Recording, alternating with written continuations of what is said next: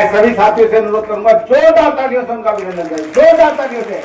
भारत माता की, महाराजा दक्ष प्रजापति, महाराजा दक्ष प्रजापति।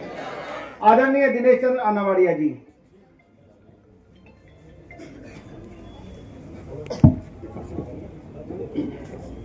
बोलिए दक्ष प्रजापति भगवान की।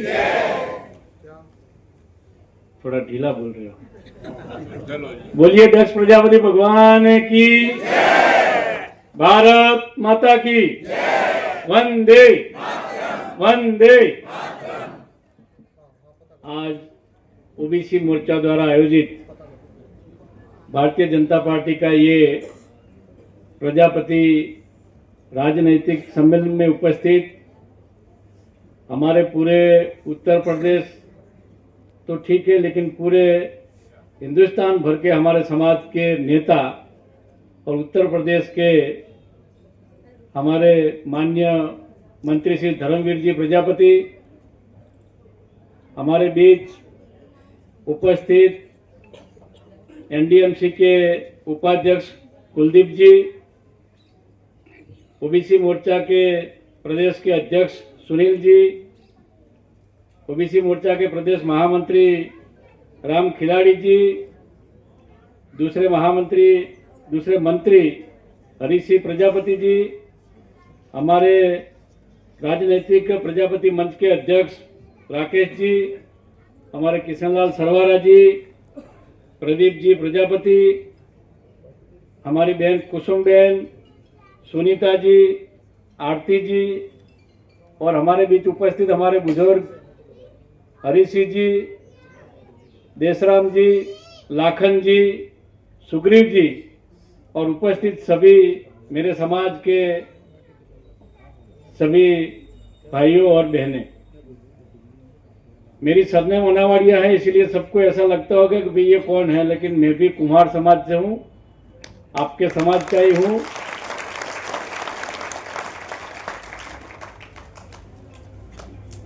इतने सारे समाज के लोगों को मिलके बहुत खुशी होती है और मैं भी भारतीय जनता पार्टी से 1980 से जुड़ा हूँ। तब से लेके लगातार काम कर रहा हूँ।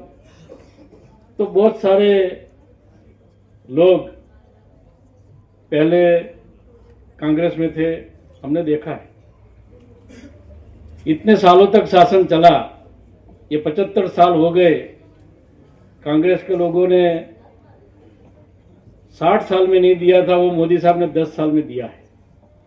वो कोई भी समाज हो, ओबीसी समाज में प्रजापति समाज हो या अलग अलग बहुत सारे ओबीसी समाज आते हैं, तो इनके लिए जो भी योजनाएं बनाई है वो पिछली सरकारों ने कभी नहीं बनाई। मैं थोड़ी ओबीसी की बात करना चाहता हूं, उसमें हम आ जाते हैं, प्रजापति समाज भी ओबीसी में आता है, इसीलिए मैं थोड़ा आपको हिस्ट्री बताना चाहता हूं। थोड़ी बहुत ये कमीशन की बात की इन्होंने, हमारे अध्यक्ष जी यादव जी ने। ये ओबीसी कमीशन कब से बना, ओबीसी का हमारा ये 27% रिजर्वेशन कब से आया। आजादी मिली, आजादी के बाद तुरंत एससी एसटी का रिजर्वेशन तय हुआ, उनके कमीशन बने। अच्छी बात है, हम उनका समर्थन करते हैं। और उसके बाद थोड़ा तय हुआ कि भाई ओबीसी का क्या, मतलब अदर बैकवर्ड क्लास जो है कि वो कई कई जगह पे एससी एसटी से भी बदतर हालत में है, उनका क्या। तो 1950 में काका कालेलकर पंच बना, कांग्रेस की सरकार ने बनाया था, उसी टाइम नेहरू जी की सरकार ने, और उसका रिपोर्ट आया 1953 में पूरे देश में सर्वे होके। तो वो सर्वे आया, तो वो सर्वे का पूरा रिपोर्ट ठंडे बस्ते में डाल दिया कांग्रेस के लोगों ने। लगातार उनकी सरकारें चली, ओबीसी का कोई विचार नहीं किया, ओबीसी के रिजर्वेशन का कोई विचार नहीं किया। और 1980 तक कुछ नहीं हुआ। 1980 में हम सबको मालूम है, हमारे समर्थन वाली सरकार बनी थी वीपी सिंह की, तब भारतीय जनता पार्टी के सपोर्ट वाली सरकार थी वो। तब ओबीसी की चिंता करके भारतीय जनता पार्टी ने दबाव डाला और के बोले कि भाई ओबीसी का क्या, ओबीसी की चिंता करो, ओबीसी का रिजर्वेशन की चिंता करो। तो फिर वो 1953 वाला रिपोर्ट तो 80 में चलता नहीं है, बहुत सारे फेरफार मतलब डिफरेंस हो गए होंगे। इसीलिए 1980 में मंडल आयोग बना और मंडल आयोग को रिपोर्ट 1983 में दिया। तो वो 83 में भी कांग्रेस की सरकार थी, उन्होंने भी ठंडे बस्ते में डाल दिया। फिर 1993 में ये ओबीसी आयोग का गठन हुआ, उसका वैधानिक दर्जा नहीं दिया और 1993 में 27% रिजर्वेशन ओबीसी समाज का तय हुआ। जो रिजर्वेशन 1953 में मिलने वाला था, वो रिजर्वेशन ये कांग्रेस की वजह से 1993 में मिला। 40 साल तक हमको बैकवर्ड रखने का अगर किसने पाप किया है तो वो कांग्रेस ने किया है। और इसके बाद भी कांग्रेस की सरकारें आई तो उन्होंने ये ओबीसी कमीशन को वैधानिक दर्जा नहीं दिया। तो हमारे मोदी साहब ने 2019 में ये ओबीसी कमीशन को वैधानिक दर्जा दिया है और यहाँ केजरीवाल की सरकार के हिसाब से यहाँ वो दर्जा मेरे ख्याल से अभी नहीं मिला। तो ये काम ओबीसी समाज का, आप सोचो अगर 1953 में हमको रिजर्वेशन मिला होता 27%, तो हमारा ओबीसी समाज जो अलग अलग पिछड़े समाज है वो आज कहाँ पहुंचे होते। 40 साल में तो उनका प्रमोशन होते होते कहाँ तक पहुंचे होते। इसीलिए ये ओबीसी समाज के लिए अगर किसी ने काम किया है तो भारतीय जनता पार्टी ने किया है, नरेंद्र भाई मोदी साहब ने किया है। और मैं प्रजापति समाज, मेरे समाज को ये विनती करना चाहता हूं कि हमारे समाज की अगर पॉलिटिकल उंगली किसी ने पकड़ी है तो भारतीय जनता पार्टी ने पकड़ी है। ये 75 साल में आज तक नहीं दिया इतना सम्मान प्रजापति समाज को भारतीय जनता पार्टी ने, मोदी साहब ने दिया है। और वो हमारे सामने बैठे हैं, हम देख सकते हैं। उत्तर प्रदेश में हमारे कैबिनेट मंत्री हैं धर्मवीर जी प्रजापति। अभी आपने देखा तो हरियाणा में हमारे रणवीर सिंह जी गंगवा वहां भी कैबिनेट मिनिस्टर बने हैं। और कई जगह पर संगठन में भी अच्छे स्थानों पर हमारे प्रजापति समाज के कार्यकर्ता को स्थान मिला है। और अभी यादव जी बोले और हमारे महामंत्री हमारे बीच से अभी प्रदेश के महामंत्री गए, वो भी बोले हैं कि भी प्रजापति समाज की अपेक्षाएं हम पार्टी के सामने रखेंगे। और मुझे पूरा भरोसा है कि दिल्ली के प्रजापति समाज के करीब 6 से 7 लाख वोट है और हम निर्णायक वोट बन सकते हैं पार्टी के लिए। और मुझे पूरे गुजरात में तो मेरा दौरा होता है, लेकिन राज्यसभा में आने के बाद, राज्यसभा सांसद बनने के बाद पूरे देश भर में मैं कई स्टेटों में गया हूं। तो प्रजापति समाज मतलब बीजेपी।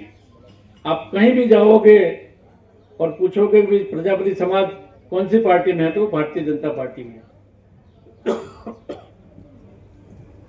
और प्रजापति समाज हमारे गुजरात में तो 100% भारतीय जनता पार्टी के साथ जुड़ा है। और दिल्ली में भी मुझे मालूम है कि अगर 6-7 लाख वोट है तो हम भारतीय जनता पार्टी के साथ करीब जुड़े हैं। लेकिन 2-5% जो अभी भी बाकी हैं वो भी जोड़ दे तो भारतीय जनता पार्टी को कोई हरा नहीं सकता दिल्ली प्रदेश में। और दिल्ली प्रदेश में अब की बार भाजपा सरकार का जो नारा है वो इसीलिए है कि हम भी सुनते हैं, न्यूज में सुनते हैं कई बार आप तो यहाँ बैठे हैं दिल्ली में, तो आपको तो मालूम होगा कि भाई केजरीवाल की सरकार कैसी चल रही थी। एक मुख्यमंत्री को जेल में भेजना पड़े, ऐसा मेरे ख्याल से पूरे हिंदुस्तान में यह पहला किस्सा है। कि मुख्यमंत्री जेल जाए, क्या बात है। इतने कारनामे किए उन्होंने, मतलब इतना करप्शन किया, लोगों को पानी देने की बजाय उन्होंने दारू दिया,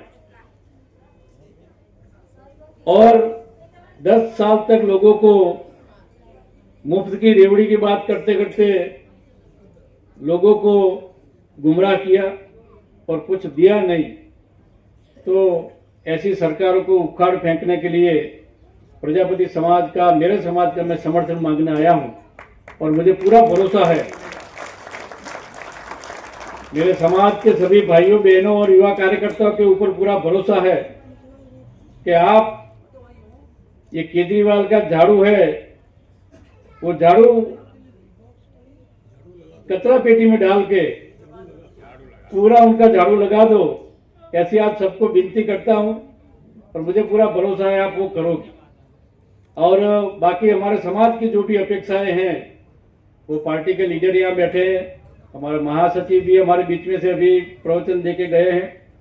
हमारे ओबीसी मोर्चा की जो चिंता करते हैं, करीब 52-53 समाज है ना ओबीसी मोर्चे, सभी समाज की चिंता करने वाले हमारे अध्यक्ष यादव जी, सुनील यादव जी भी बैठे हैं।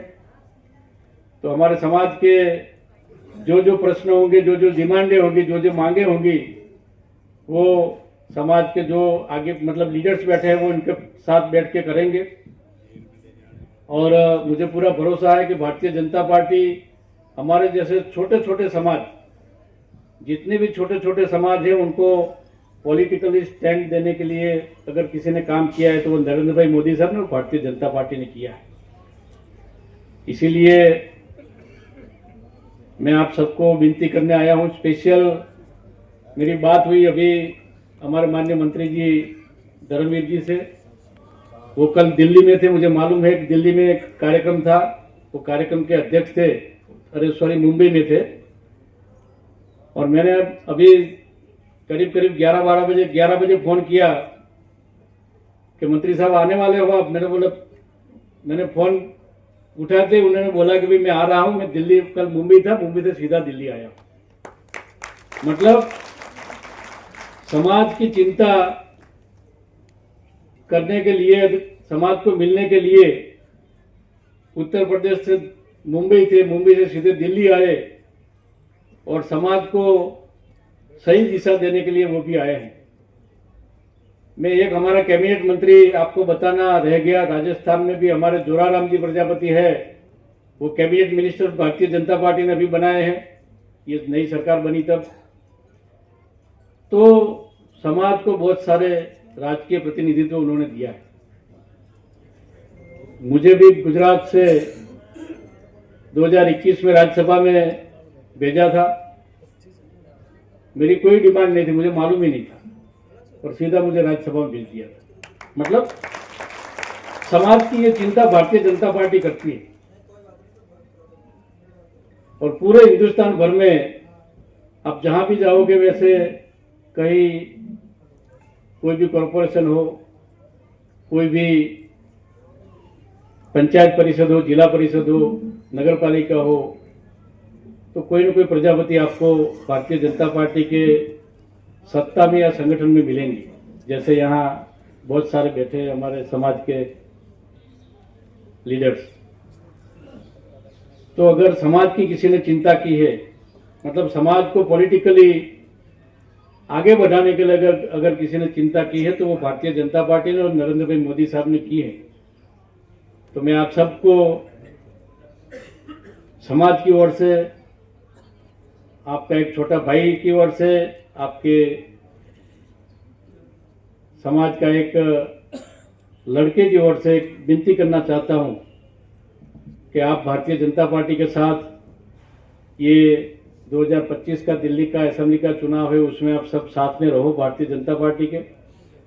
और भारतीय जनता पार्टी के सभी प्रत्याशियों को, प्रजापति समाज का एक भी वोट बाकी ना रह जाए और सभी वोट भारतीय जनता पार्टी के कमल के निशान पे पड़े। हमको प्रत्याशी नहीं देखने, हमको सिर्फ भारतीय जनता पार्टी का कमल देखना है। प्रत्याशी कोई भी हो सकता है, प्रत्याशी आपको पसंद हो ना हो, हमको भारतीय जनता पार्टी का कमल और मोदी साहब का चेहरा देखना है। आई बात समझ में, कई बार ऐसा होता है कि ये तो हम ये सोच रहे थे और ये आ गया, ऐसी बात नहीं है। भारतीय जनता पार्टी कोई चेहरे से नहीं चलती, भारतीय जनता पार्टी कमल से चलती है, नरेंद्र भाई मोदी साहब के चेहरे से चलती है। इसीलिए मैं आप सबको गुजरात से विनती करने आया हूं और मुझे पूरा भरोसा है मेरे समाज के ऊपर कि आप भारतीय जनता पार्टी के दिल्ली के 70 सीटें हैं मेरे ख्याल से, ठीक है 70 हैं, 70 असेंबली की सीटें हैं, वो 70 पूरे के पूरे कमल खिला के, मतलब जिता के 70 कमल को जिता के, 70 कमल को जिता के नरेंद्र भाई मोदी के चरणों में आप धरोगे, उनके चरणों में आप रखोगे, ऐसा पूरा मुझे भरोसा है। और ये भरोसे के साथ मैं मेरी बात को खत्म करता हूँ। अस्तु भारत माता की जय, वंदे मातरम।